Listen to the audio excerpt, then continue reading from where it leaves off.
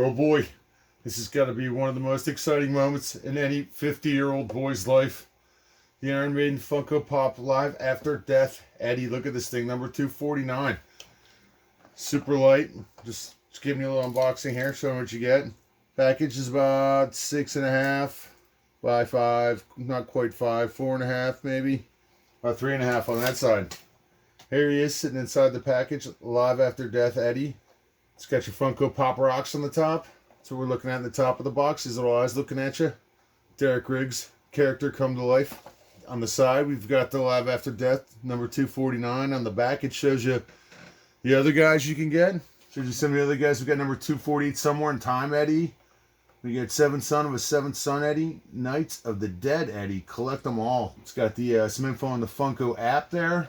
There he is on the side. And on the bottom of the package, we got some information about Funko and who it's distributed by, where it's made in Vietnam. All right, let's open this thing up and take a look. All right, I'm going to be careful with this. It's Eddie.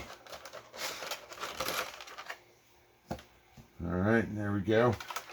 All right, so it comes in a nice little package. You can actually stand him up like that. So it's a nice little molded package he's stuck in there, so we can pull him out.